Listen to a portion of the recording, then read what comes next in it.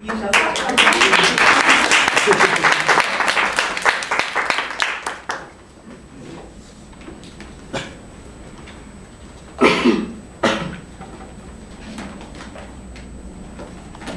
Okay, hi everyone. So I'm Emily. I'm the manager of family programs at the Walters Art Museum. So we've got a big task. These are our three sort of essential questions that we're going to try to address in 10 minutes. And if we don't get to them, well, then we'll talk to you a little bit later.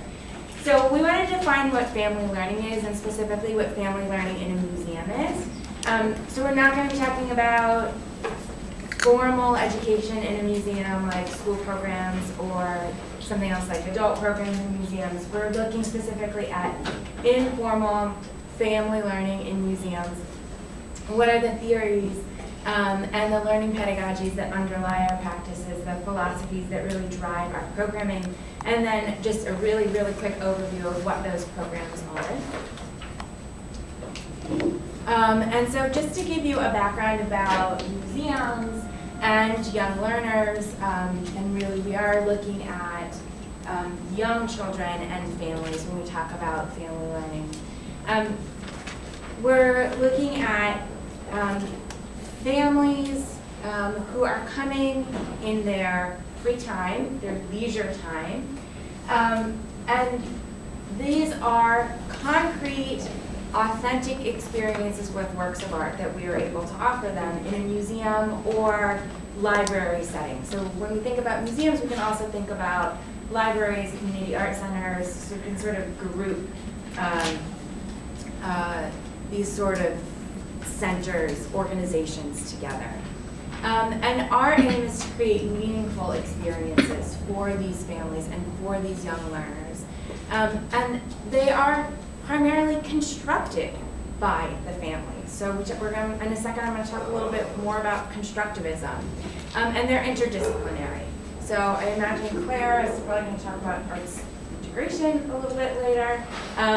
But in and of itself, these authentic experiences with works of art in these situations are already interdisciplinary in and of themselves.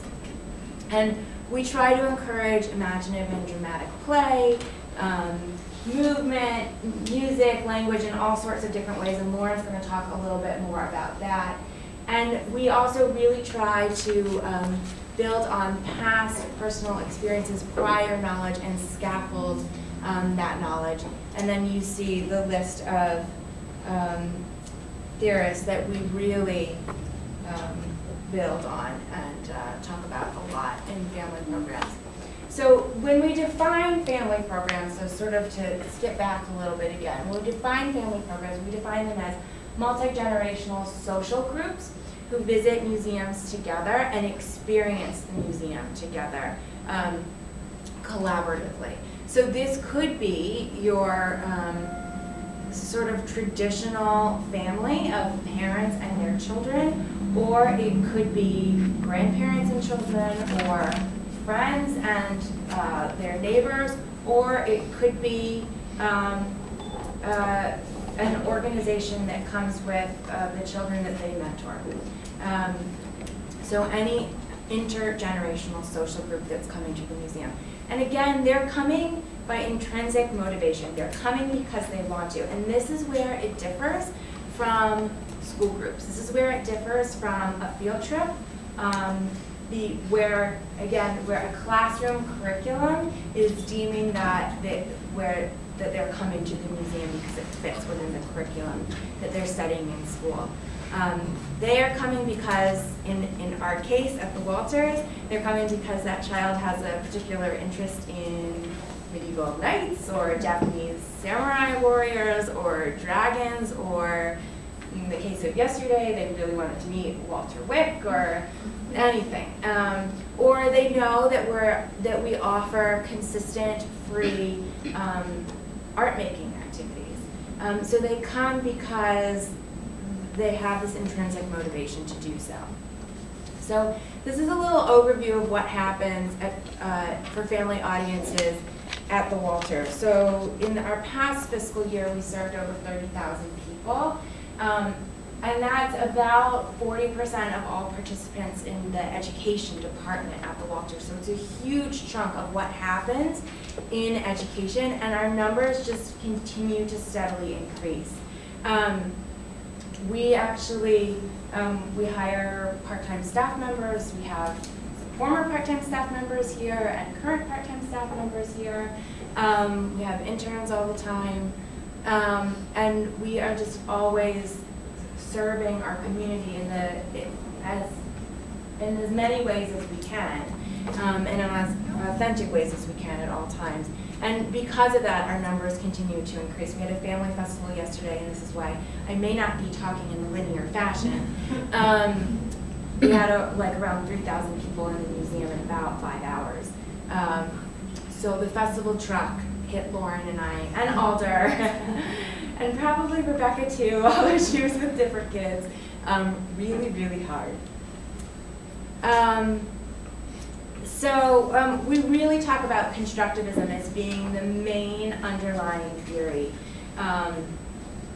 when we talk about family learning. And museums are really museum education in general at the Walters, and each museum will have a different theory that is their interpretive philosophy. But this is active experiential learning, and again, these are authentic encounters with works of art. And you can see we can also break things down by Piaget, which I'm sure, or Vygotsky, which I'm sure that some of you who are in the art ed department are familiar with these two well-known guys. And you can see that in our, even within gallery interpretive materials, like this family that's using one of our discovery quotes right up here, that there are things built in to our programs and into our interpretive materials because we're working with these intergenerational groups. So you're not going to have 4-year-olds, all 4-year-olds at the same time. You're not going to have all 12-year-olds at the same time. You're going to have these different age groups, so that we have to be aware of these different ages and stages, the developmental indicators, milestones, the needs of these different age groups, and be able to accommodate for them. And also be able to really apply this idea, Vygotsky's idea of social interaction and this social learning, that the parents and the peers really help develop the younger children's learning as well. So I'm going to let Lauren quickly run through some of our programs for you. Hi, I'm Lauren Roszak, Senior Education Coordinator at the Walters. And I want to try to discuss with you guys, how do you get children to connect with 55 centuries of art? How do they connect to a Roman sarcophagus or a Fabergé egg? And so these are some of the ways that we are doing that. We have art carts, and these art carts are mobile kiosks, and they're out in lobby spaces. And they're loaded with all kinds of fun stuff that I'm going to show you as we go through, books and puzzles, things to connect with the art. And we encourage them to come borrow them like they would at a library and take these things into the galleries, be with the art, and use these interpretive materials. So that is one of our art carts there, and one of our education assistants using the space there. We have 4 different art carts. Each one will focus on a different collection area. Discovery quilts. Discovery quilts are on the art carts, and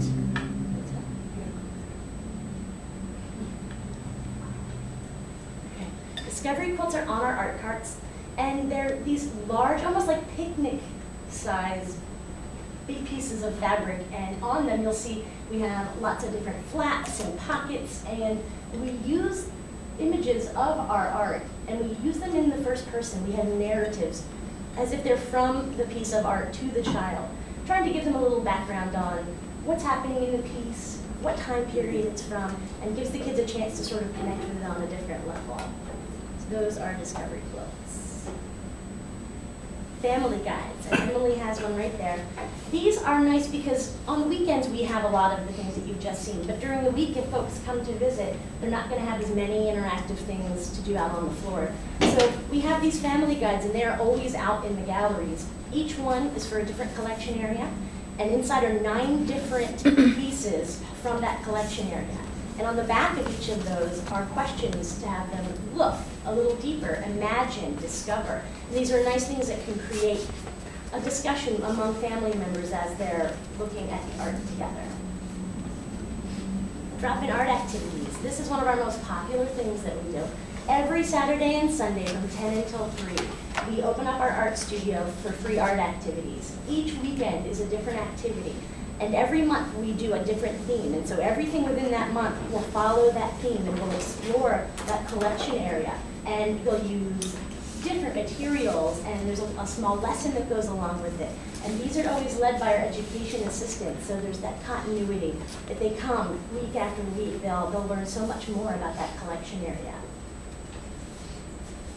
And we also do early childhood programs. Emily and I, in particular at the Walters, we run Art Kids, which is for 3 to 5-year-olds, Art Tots, which is for 2 and 3s, and we also have a Start with Art program. And that's where we bring in folks from the city, from caregivers in the city, and bring groups of children into the museum and have these preschool programs with them. And so ages and stages are really important to us, so we really do try to break down our programs based on the ages of the children and create appropriate material for them. So these programs will always include a literary aspect. We'll start with a book that relates to the program. Then we'll go into the galleries and do a tour of that area. And then we'll come back down to the art studio and make a project that also relates. Scouts, we also have Scout Museum Days, so Scout groups will come, school groups that have Scout programs attached to them, they'll come. We have a special badge that we offer them, and we help them work toward their badges that they get in Scouts. And so we use our collection to connect to the things that are meaningful to the Scouts. We also have studio workshops, so we're touching on our 7 to 10-year-olds here. As you can see, we're kind of going through the ages. And so these are a little longer, deeper, and they're really working with different media here. And these are taught by our educators as well. Summer camp, we have summer camp programs, week-long programs, and as you can see from the pictures, these incorporate thematic aspects. We go into all different collection areas, and kids come year after year for these. This is a nice chance to really spend good quality time with the families that visit us. We also have birthday parties. And so this is a really fun opportunity to almost hide the learning. You know, we just go off into the galleries, have a really great time, and before you know it, they know what the Egyptians were on. Family festivals, this is what we had yesterday. Big open days, exhibitions free, everything's free. We take over the museum, and the place is packed with kids. Community festivals, we also take our stuff out, and we go into the community like Artscape, Harbor Harvest Festival, and show everybody what we're doing. Hopefully they'll come back and see us. We have literature in the galleries. We have a family art center that is always there whenever we're open with reading. We also have Waltie's Quest, the case of the lost art, our interactive game for kids. They help Waltie find the art. And there's Waltie. He is our mascot, and he really is the connection. Kids see Waltie, and they know this is a place for them. So there might be a Roman sarcophagus right here, but here's Waltie, and they know this is their place as well. So that is a brief overview of what we do for families at the Walters. Thanks.